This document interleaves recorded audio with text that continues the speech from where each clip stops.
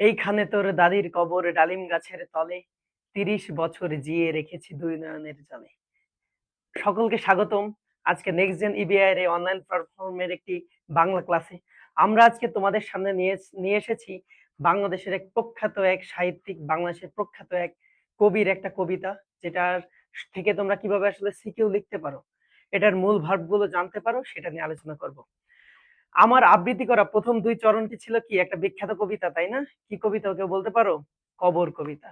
বাংলা সাহিত্যের অন্যতম একটা শ্রেষ্ঠ কবিতা এবং শ্রেষ্ঠ কবির কবিতা। তার নাম কি বলতো? জসীমউদ্দিন। আমরা আজকে ঠিক কবর কবিতাটি পড়বো না, আমরা আজকে জসীমউদ্দিনের ঠিক অন্য আরেকটি বিখ্যাত কবিতা পড়বো। সেটার নাম কি বলতো? প্রতিদান। তো তোমরা জেনে থাকবা একাদশ দ্বাদশ শ্রেণীর পাঠ্য বইয়ের একটি গুরুত্বপূর্ণ কবিতা হচ্ছে প্রতিদান।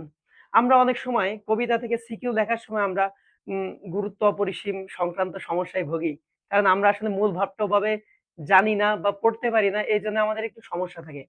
আশা করি আজকের ক্লাসের পর তোমাদের প্রতিদান কবিতা নিয়ে আর কোনো সমস্যা থাকবে না। দেখো, প্রথমে আসি এই নামে। প্রতিদান যে কবিতাটি তোমাদের সামনে আজকে তোমরা এই যে দেখতে পাচ্ছ, এখানে নামটা কি? প্রতিদান।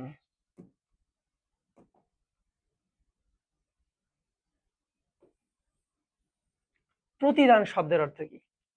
প্রতিদান মানে দানের বিপরীতে দান। কেউ তোমাকে দান করেছে, তার বিপরীতে কিছু দান করছে, সেটা হচ্ছে প্রতিদান।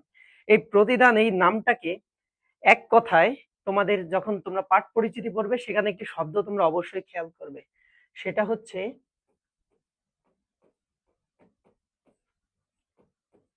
পরার্থ পরতা। এই শব্দটি তোমরা দেখবে যে পরার্থ পরতা শব্দটি আসলে তোমাদের কবিতার যেটা পাঠ পরিচিতি আছে সেখানে এই শব্দটি আছে। এই শব্দটি তোমার এই পুরো প্রতিদান কবিতার যে নাম বা পুরো প্রতিদান কবিতার যে মূল ভাব, সেটাকে আসলে তোমাদের সামনে ডেপিক্ট করবে।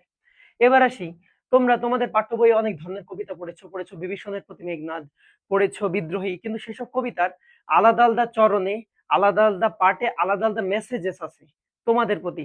কেউ কোথাও বলছে প্রেমে, কোথাও বলছে দ্রোহে, কিন্তু জসীমউদ্দিনের এই পুরো কবিতা শুধু একটাই মেসেজ তোমাকে দেয়। কি মেসেজ সেটা? পরোপকার, অন্যের উপকার।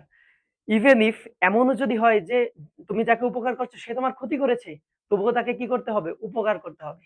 তো এরকম আজকে দুটো বা তিনটা জায়গা আমরা দেখব, যেই জায়গাটাকে বেস করে আমরা কি আমাদের সিকিউ গুলাতে সর্বোচ্চ নম্বর আসলে পেতে পারি। তো সর্বপ্রথম যে জায়গাটা দেখবো সেটা হলো আমরা পরার্থপরতার জায়গাটা। পরার্থপরতা শব্দের অর্থ অন্যের উপকার করা। আমরা সৃজনশীলে এই কথাটিকে যখন আমরা একটু ভাঙিয়ে লিখবো, তখন কি আমরা পরীক্ষকের কি দৃষ্টি আকর্ষণ করতে সমর্থ হব। তারপরে আমরা দেখতে পারি যে আমরা ঠিক তাদেরই উপকার করছি যারা আমাদের কি করেছে? পর করে দিয়েছে। হয় তারা আমাকে পথের বিভাগী করেছে, নয়তো তারা আমার পথে কাঁথা বিছিয়েছে, আমার সুন্দর জীবনকে নষ্ট করেছে, কিন্তু তার বদলে আমি তাদের কি দিচ্ছি? ভালোবাসা দিচ্ছি, প্রেম দিচ্ছি, প্রীতি দিচ্ছি। এই পুরো কবিতারই একটাই মেসেজ, যেটাকে বেস করে তোমরা তোমাদের সিকিউ কে সুন্দর করে সাজাতে পারবা। এবং এই কবিতার আরো কিছু মেসেজ আছে, যার আরেকটা প্রধান মেসেজ হচ্ছে কি, যে কি আমি কাঁদি। কাঁদি মানে কি? আমি অন্যের জন্য ব্যথিত হই। আমার মর্ম বেদনা কাদের জন্য? যারা আমাকে এই কষ্ট দিয়েছে। তো আমরা আসলে এই দুটো তিনটা বিষয়ের উপর বেস করে আমাদের এই সিকিউটাকে এমন ভাবে সাজাতে পারি যেন পদ্যের অংশ থেকে আমাদের যেই সিকিউ গুলো আসবে, সেই অংশ থেকে আমরা কি সর্বোচ্চ মার্ক কি করতে পারি? অর্জন করতে পারি, তাই না? তো আজকে এটুকুই ছিল তোমাদের প্রতিদান কবিতা থেকে। আশা করি নেক্সট ক্লাসে আমরা পরবর্তীতে অন্য কোনো গদ্য অথবা পদ্য নিয়ে আলোচনা করব। ধন্যবাদ সকলকে।